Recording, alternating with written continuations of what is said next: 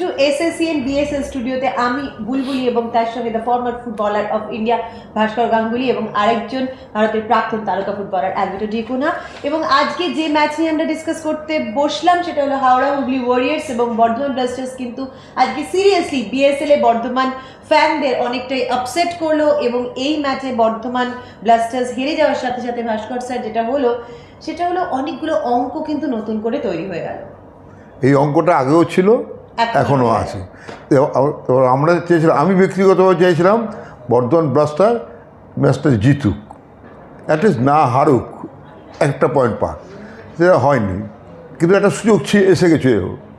দ্বিতীয়ার্ধে 10 মিনিটের মাথায় রেড কার্ড থেকে হাওড়া হুগলি ওয়ারিয়ার্স একজন বেরিয়ে যায়।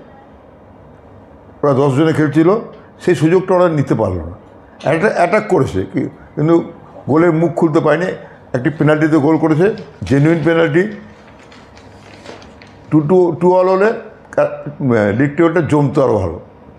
তাদের বর্তমান ব্লাস্টারদের সামনে ওপেনিংসটা অনেক বেশি থাকতো, প্লাস চলে যাওয়া। আলভিটোর কাছে আমি প্রশ্ন নিয়ে আসার আগে একবার ছোট করে পয়েন্ট টেবিলটা মনে করিয়ে দেবো।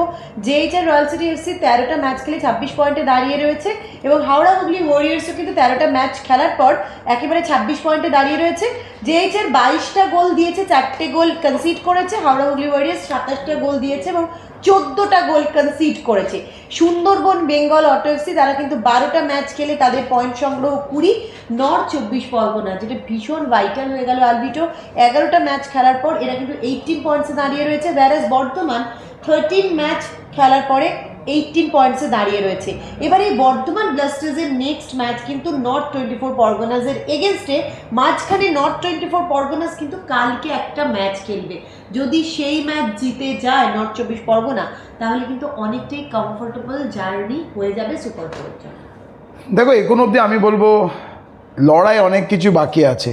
আজকের ম্যাচ হয়তো আমাদের বর্ধমান ব্লাস্টার্স হেরে গেছে, কিন্তু এখন হারার পর তাদেরকে অন্য রেজাল্টে ওয়েট করতে হবে। আজকে ওরা জিতলে তাহলে অ্যাটলিস্ট নেক্সট ম্যাচ 1 পয়েন্ট পেলে তারা হয়তো কোয়ালিফাই করতে পারত।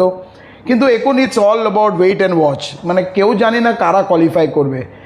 কালকের ম্যাচ সুন্দরবন যখন খেলতে নামবে নর্থ বেঙ্গল, তারাই কিন্তু জানে না কি হবে। কারণ প্রত্যেক যারা নিচ থেকে যারা টিমটা শুরু করেছে, নর্থ বেঙ্গল, বর্ধমান কিংবা আমাদের নর্থ 24 পরগনা, তারা কিন্তু লাস্ট কয়েকটা ম্যাচ ভালো পারফরমেন্স দিয়ে যাচ্ছে। তারা কিন্তু ম্যাচ হারেনি। সুন্দরবনের কাছে হয়তো আমরা সবাই বলি একটা পয়েন্ট পেলে তারা কোয়ালিফাই, কিন্তু একটা পয়েন্ট পেতে গেলে কিন্তু অনেক দিন ধরে ওরা ওই পয়েন্টটা পাচ্ছে না। লাস্ট ম্যাচ কোপার বিরুদ্ধে 7 গোল জেতার পর আবার না লাস্ট ম্যাচ ওরা হেরেছে। অনেক ইফস অ্যান্ড বাটস হয়েছে, কিন্তু এইটার জন্যেই তো এই লিগ, এই ম্যারাথন লিগ। কে কাকে কখন ওভারটেক করবে, কে কখন পিছিয়ে থাকবে কেউ জানে না। বাট আই থিঙ্ক প্রথম বছর BSL is getting into a super shape. কারণ হচ্ছে কোন দল 4টে টপ 4-এ যাবে, হাওড়া আর আমাদের JHR ছাড়া বাকি দুজন কারা বলা খুব ডিফিকাল্ট। এখনো কিছুতেই একেবারে গেস করারও জায়গা থাকছে না। প্রত্যেক মোমেন্টে কিন্তু চেঞ্জ হয়ে যাচ্ছে, নতুন নতুন স্টোরি আনফোল্ড হচ্ছে। আমি ভাস্কর স্যারের কাছে আসবো, যেটা হাওড়া হুগলি ওয়ারিয়ার্স কোচ জোস রামিরেজ ব্যারেটো আমাদের SSCN অফিসে এসে বলেছিলেন, SSCN স্টুডিওতে এসে বলেছিলেন যে উনি কিন্তু সুপার 4-এ যাওয়ার আগে একেবারে ফুল টিম নিয়ে, ফুল স্ট্রেংথ নিয়ে খেলবেন। আজকে আমরা হাওড়া হুগলি ওয়ারিয়ার্সকে দেখলাম ফুল স্ট্রেংথ নিয়ে খেলেছে এবং যথেষ্ট ডমিনেন্স নিয়ে কিন্তু খেলেছে। কোথায় মিস্টেক হয়ে গেল বর্ধমান ব্লাস্টার্সের, আপনার কি মনে হয়? টিম অনুযায়ী হাওড়া টিম অনেক বেটার বর্ধমানের থেকে, কিন্তু বর্ধমান প্রথম দিকে যে রেজাল্টগুলো করছিল তারপর থেকে 5-6 ম্যাচ ধারাবাহিক হয়ে গেছে। 2 জন নতুন বিদেশি আসার পর টিমটা আরও ভালো শেপ নিয়েছে।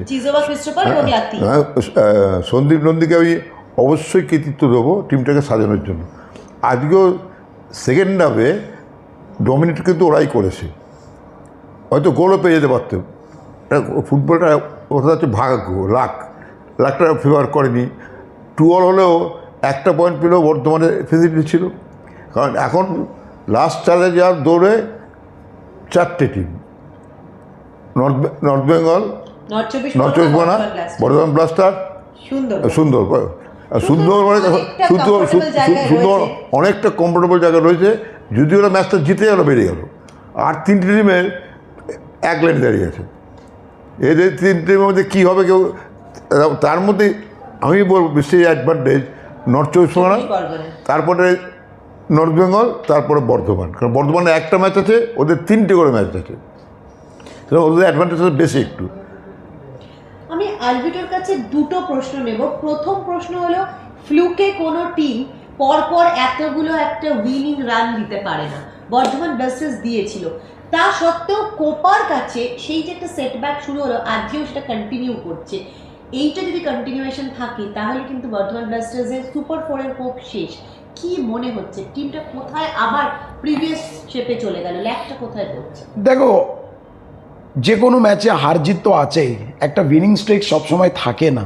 তারা হয়তো 7টা ম্যাচ হারিনি, 5টা জিতেছে, 2টো ড্র করেছে। আজকে সেই 5টা জিতেছে, 2টো ড্র করেছে বলে আজকে ওদেরকে নিয়ে আমরা একটু আলোচনা করলাম কি ওরা হয়তো one of the contenders to get into the top 4। কিন্তু আজকের ম্যাচ হারার পর হয়তো আমরা ভাববো কি ওরা কোয়ালিফাই করবে কি করবে না। কিন্তু ফুটবল কিংবা স্পোর্টসে এই গ্রাফটা উপরে যাওয়ার ইটস অলওয়েজ ডিফিকাল্ট, মেনটেন করা ইটস ডিফিকাল্ট, কিন্তু নামতে খুবই ইজি। আজকে যেমন ওরা একবারই নেমে গেছে, পারফরমেন্স সেই অনুযায়ী হয়নি কিংবা সেই লাকটা ছিল না। ফুটবলে আমরা যেমন বলি the last alphabet is L, L stands for lakh, সেই লাকটা কিন্তু বর্ধমানের আজকে ছিল না। কিন্তু যাই হোক, নাও যেটা আমি একটু আগে বললাম, ওরা নেক্সট রেজাল্টসগুলোকে ওয়েট করতে হবে। কালকে সুন্দরবন ভার্সেস নর্থ বেঙ্গল কী হবে, তারপরে জিএইচআর ভার্সেস আমাদের নর্থ 24 পরগনা, তাদের রেজাল্ট কী হবে, এইগুলো অনেক কিছু ক্যালকুলেশন আসবে। But they have to prepare themselves. বর্ধমানকে যেমন প্রিপারেশন করতে হবে লাস্ট ম্যাচে, সেই প্রিপারেশন ওদেরকে করতেই হবে। কারণ ইউ নেভার নো, একটা আউটসাইড চান্স আছে। এখন অবধি ওরা যদি লাস্ট ম্যাচ জিতে যায় তাহলে হয়তো কোয়ালিফাই করতে পারে, বাট ক্রিটিক্যাল সিচুয়েশন। আর উল্টো দিকে যদি আমরা কোপা নিয়ে একটু কথা বলি, কোপার আমার মনে হয় ইয়েস একাডেমির নিয়ে আমরা কথা বলতে চাই না, কারণ এটা আমরা হাওড়া হুগলি ওয়ারিয়ার্স এবং বর্ধমান ব্লাস্টার্স নিয়ে কথা বলছিলাম। I am very sorry to interrupt. আমি আরেকটা কথা কুইক অ্যান্সার চাই, সেটা হলো হাওড়া হুগলি ওয়ারিয়ার্স তারা কিন্তু সুপার 4-এ কোয়ালিফাই করে গেছে।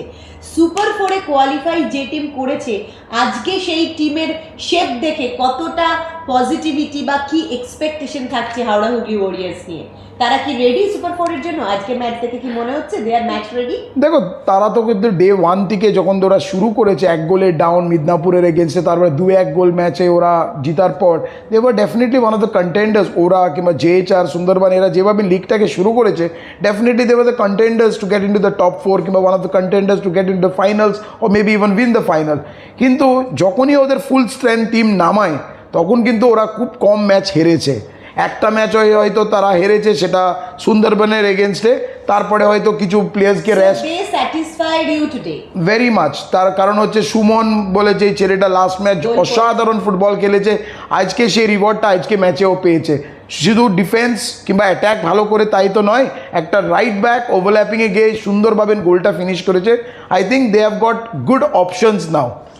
হাওড়া হুগলি ওয়ারিয়ার্স সুপার 4-এ চলে গেছে, কোয়ালিফাই করে গেছে। আপনার কি মনে হচ্ছে হাওড়া হুগলি ওয়ারিয়ার্স সুপার 4-এর জন্য সুপার রেডি?